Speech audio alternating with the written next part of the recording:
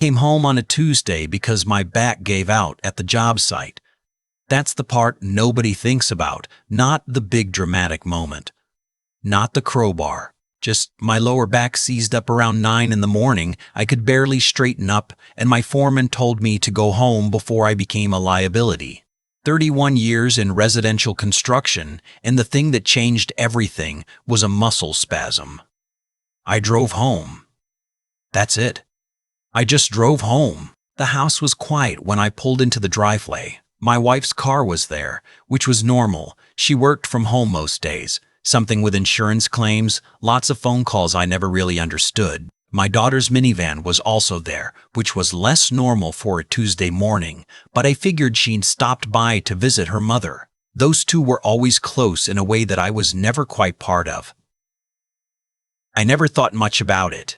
I didn't go in through the front door. My back was bad enough that I used the side entrance to avoid the porch steps, came in through the mudroom, and that's when I heard it. A thud, then silence, then another thud, lower, like something bumping against the inside of a wall. I stood there in the mudroom with my jacket half off and I listened. The house settled sometimes. Old houses do. This one was built in the late 70s, and I'd done enough renovation work over the years to know the sounds it made when the temperature changed. The pops, the creaks, the groan of the crawlspace joists in winter. This wasn't that. This was rhythmic. I called out for my wife. Nothing. I called again, louder, and I heard footsteps upstairs, fast, and she came to the top of the landing and looked down at me with an expression I still can't entirely describe. Not surprised, exactly. More like recalibrating. "You're home early," she said. "Back went out. What was that noise?" She came down the stairs. She was wearing clothes she'd clearly put on in a hurry. Different pants from what she'd had on at breakfast, I noticed that. She told me it was mice. Maybe a squirrel that got into the wall cavity above the garage. She said she'd been hearing it on and off for a week. She was going to call an exterminator.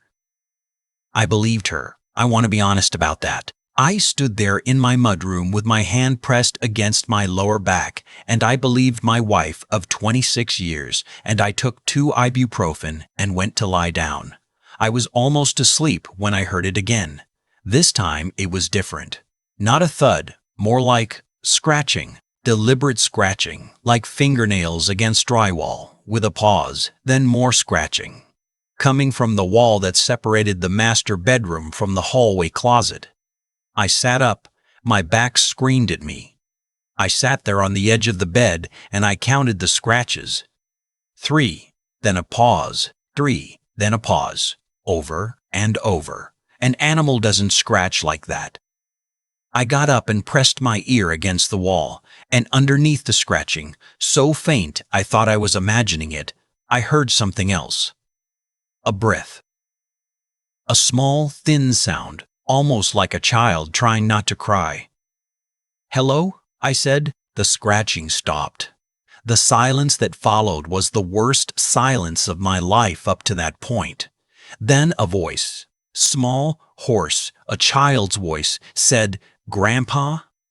The world went sideways.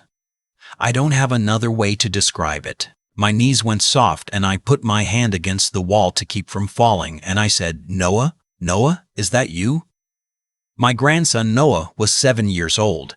His mother, my daughter, had told me 3 days earlier that he'd gone to stay with a friend from school for the week. I had called him that weekend and his mother had said he was outside playing. She'd have him call me back. He never did call back, but I'd thought nothing of it because he was 7 and 7-year-olds forget. He wasn't at a friend's house. He was inside my wall. "Grandpa, please," he said, "please get me out. It's dark. I can't feel my hands." I grabbed the crowbar from my toolbox in 10 seconds. I did not go get my wife. I did not think about what I was doing or why or what it meant. I put the crowbar behind the baseboard and I pulled, and the drywall came away in chunks. And I was not gentle. I was not careful.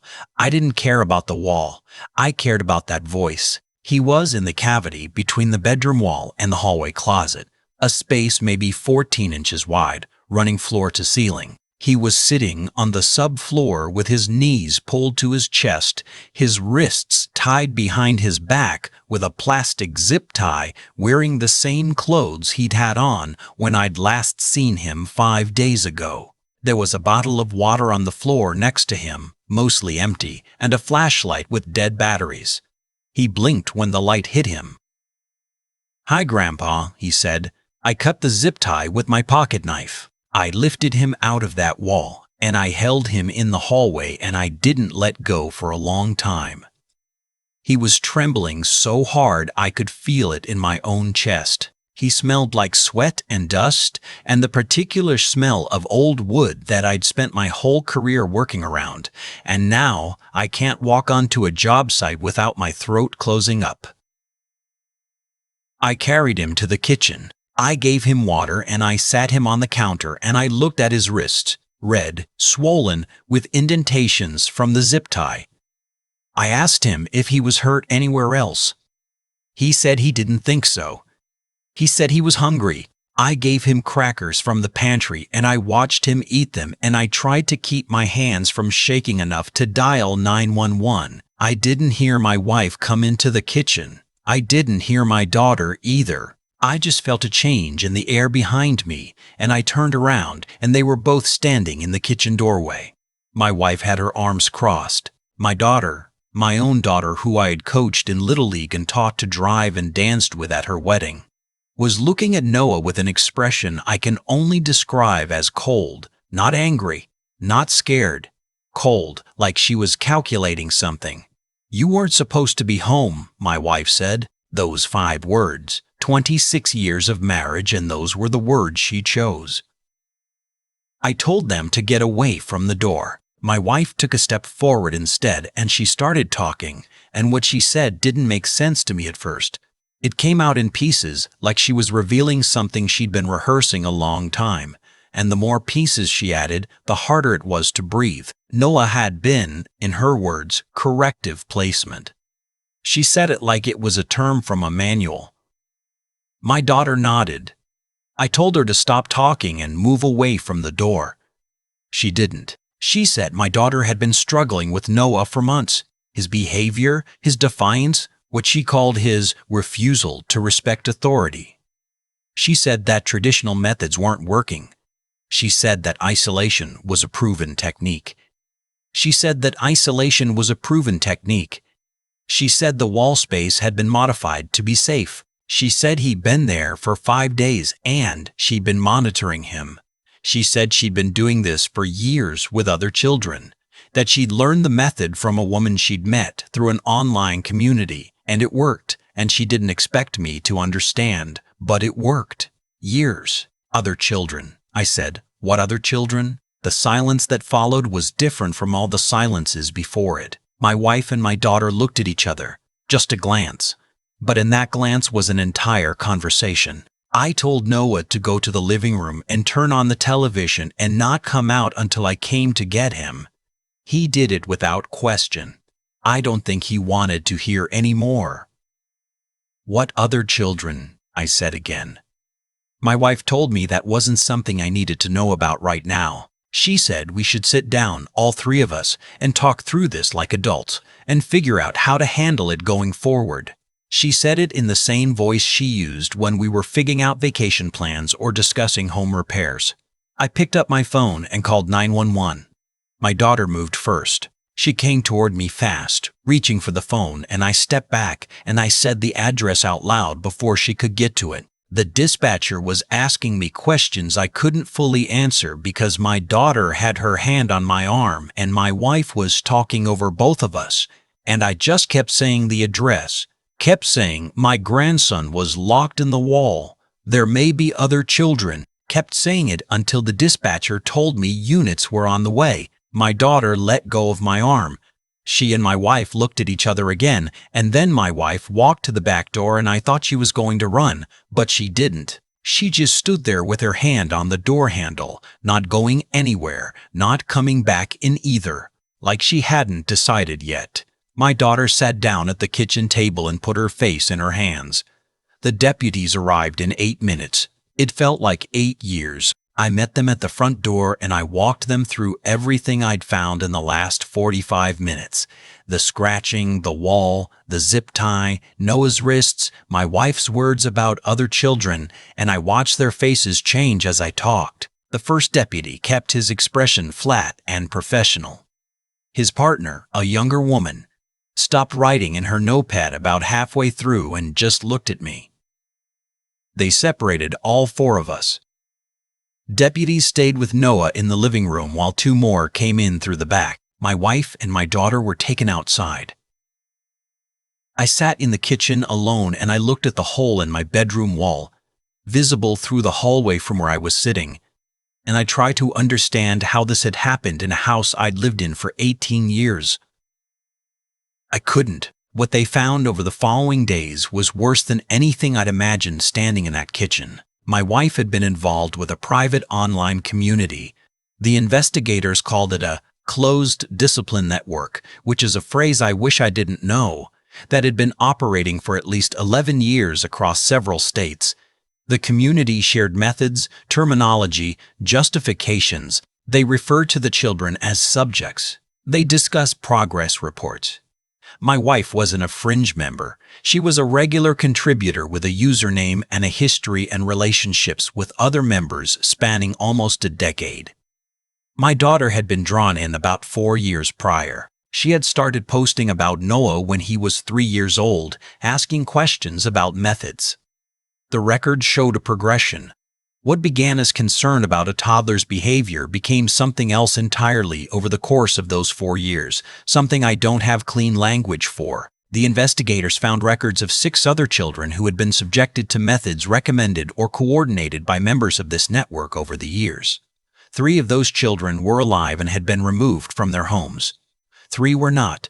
I had to sit down when the detective told me that. I was already sitting, but I had to sit differently. Had to lean forward and put my hands on my knees and breathe through it. 3 children dead. Across different states, different families, different homes.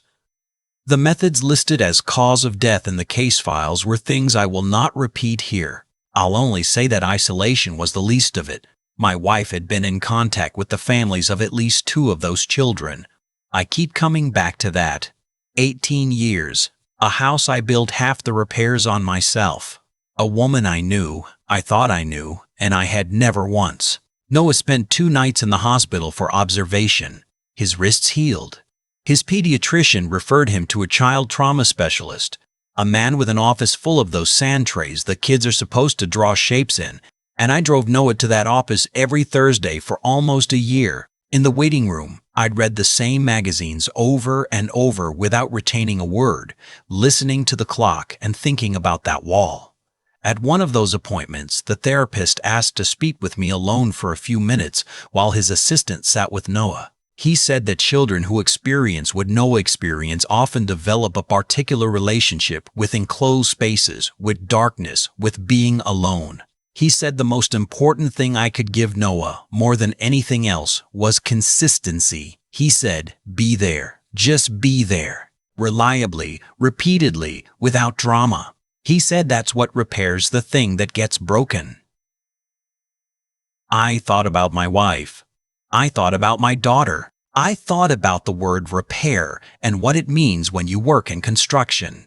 The difference between a repair that holds and a repair that just covers the damage. My wife entered a guilty plea 14 months after the arrest. My daughter went to trial and was convicted on 3 counts. I sat in that courtroom and I looked at my daughter's face and I tried to find something in it that I recognized. I did sometimes a gesture, the way she held her jaw when she was nervous, things that were just hers, just her, things that had been there since she was small. And then she would say something, or her attorney would read something from the record, and the recognition would disappear and I'd be sitting next to a stranger. That's the hardest part to explain to people who ask. They want it to be simple. She was a monster. She was always a monster. There were signs. They needed to be a story where you could have seen it coming if you'd paid enough attention. Because if it's that kind of story, then they're safe. Their families are safe. Their families are safe. Their houses are safe. It's not that kind of story. She was my daughter and she loved him once. I believe that. I have to believe that because the alternative, that she never did, is something I can't carry and still function. What happened to that love? What bent it into something that could do what she did? I don't know. The prosecutors had theories. The psychologist who testified had theories. I don't find any of them satisfying. Noah is 10 now. He lives with me full time. We repainted his room twice because he kept saying the first color was wrong, too dark, and we tried a lighter blue, and then he decided he wanted yellow, so we went with yellow. He picked it out himself at the hardware store, held the swatch up to the light for a long time before he said that one. I watched him stand there in the paint aisle doing that, this serious 10-year-old holding a paint chip up to the fluorescent lights, and I had to look away for a second. He sleeps with the door open and a night light and the hallway light on. He will not go into any room that doesn't have a window. We don't push it. The therapist says don't push it. I'm not going to push it. We go to his baseball games on Saturdays. He plays second base, doesn't have a strong arm, but has good instincts. He knows where the ball is going before it gets there. He gets that from me, or at least I like to think so. After games, we stop at a diner near the park that has those old-style red vinyl booths, and he always orders the same thing: pancakes and a chocolate milk, regardless of the time of day. The waitress there knows us now. She always brings the chocolate milk first without being asked. Last fall, he asked me in the diner, out of nowhere, whether I missed my wife. I put down my coffee cup. I thought about lying. I thought about redirecting, pivoting, finding something safe to say. I looked at him across the table, this kid with maple syrup on his chin and his baseball cleats still on because I'd forgotten to tell him to change his shoes, and I didn't lie. I said, I miss who I thought she was. I don't think that person was ever real. He was quiet for a moment. Then he said, that's sad. I told him, yeah. It was. He went back to his pancakes. The diner was loud around us, people talking, silverware on plates, a baby somewhere nearby doing that shrieking thing babies do. Normal sounds. Ordinary life going on. Grandpa, he said, not looking up. Grandpa, he said, yeah, bud, I'm glad your back hurt that day. I couldn't say anything for a minute. I just sat there with my hands around my coffee cup. Me too, I finally said. Me too. There's a school counselor now who checks in with him once a week. Just a standing check-in, nothing heavy. His teacher this year told me at the fall conference that he's doing well, that he's kind to other kids, that he looks out for the smaller ones on the playground in a way that she finds notable. She said it like it was a simple good thing. I almost told her why. I didn't. I still work in construction. I go to job sites and I open walls and I close them back up again, and I'm careful now in a way I wasn't before. Not about the work. I was always careful about the work, but about what I don't know about a house. You can build something solid and safe on the outside and have no idea what's been done to the inside. I know that now in a way that goes beyond the professional. The online network was prosecuted across 3 states, 11 people charged, 7 convicted. The woman my wife had originally followed, the one who had started the whole system, who had been posting methods and organizing members for over a decade, received the longest sentence. The detective working our case told me that investigators had been aware of the network for almost 2 years before Noah, that they'd been building the case, that without a direct survivor who could testify, the charges were difficult to make hold. Noah testified. My 7-year-old grandson sat in a courtroom and answered questions in his clear, careful voice, and what he said was enough. I've thought a lot about what I would have done differently. I've thought about it more than is probably useful. The honest answer is, I don't know what I missed. I've gone back through years of weekends and dinners and phone calls and holidays looking for the thing I should have seen. The moment I should have pushed harder or asked a different question, and I find small things, ambiguous things, nothing that was clearly a sign in the moment. Maybe that's just a story I'm telling myself so I can keep sleeping. Maybe it's true. I don't know how to separate those anymore. What I do know is this. If a child you love tells you something is wrong, If they say they're scared, or something happened, or they don't want to go somewhere, or they act in a way that doesn't make sense, listen to them. Don't explain it away. Don't defer to another adult because that adult seems more authoritative or more sure of themselves. Don't assume the child is exaggerating or being dramatic or doesn't understand the full picture. Children understand more than we give them credit for. They know when something is wrong. They know before we do, often. The problem is that we've taught them over and over that the adults know best, that the adults are in charge, that the adults will handle it. And so they scratch on walls. They leave the only signal they can. Noah didn't give up. That Tuesday morning, in the dark and the dust and the silence, he kept scratching. 3 times pause, 3 times pause. He kept doing it because some part of him believed someone would hear. I heard him. That's the only thing I got right. But I'll take it. I think about cause and effect a lot more than I used to. Not in a philosophical way, just in the ordinary, practical way of a man who spent his life in construction. You do the work right, the structure holds. You cut corners, eventually something fails. I understood that principle for 31 years on job sites, and I somehow never applied it to the people I lived with. That's the part that stays with me. Not the anger, not the grief. Those come and go. What stays is the plain, uncomfortable recognition that I had been coasting, going to work, coming home, trusting the service of things because the service looked fine. My wife handled the family. My daughter handled Noah. I handled the mortgage and the gutters and the driveway when it needed sealing. I thought that was enough. I thought that was my job. Noah scratching on that wall. 3 times, pause. 3 times, pause. That was a child doing the one thing left available to him. He had no phone, no window, no adult in that house who was going to open a door for him. But he had his hands, and he had the understanding that if he made enough noise, consistently enough, someone might hear. He held on to that idea in the dark for 5 days, 7 years old. That kind of persistence doesn't come from nowhere. It comes from a child who hasn't yet been fully convinced that his own life doesn't matter. Some part of him still believed it did.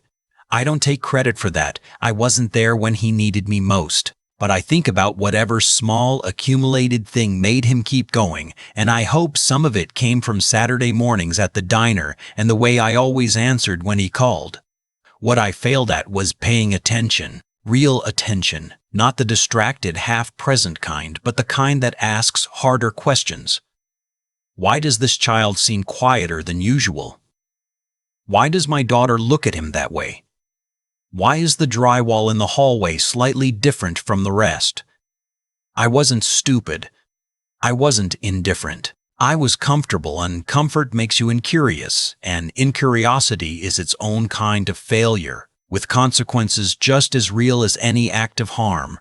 My wife and my daughter made choices. Those choices had a logic to them, a terrible, self-justifying logic built up over years of a closed community telling them they were right. That's how damage compounds, slowly, in private, insulated from anyone who might say otherwise.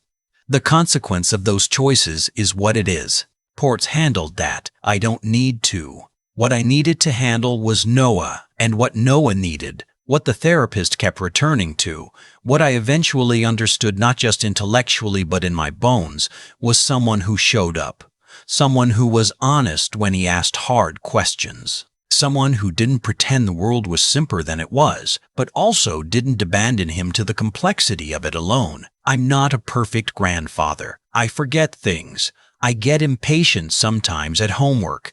I let him eat pancakes for dinner more than I probably should.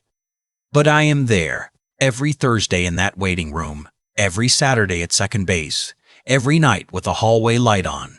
That's what I know now that I didn't know before. Showing up, consistently, honestly, without flinching from the hard parts, is not the minimum. It is the whole thing. It is what holds a person together when everything else has been taken from them. Noah is 10 years old and he chose yellow for his room. That's enough. That's more than enough.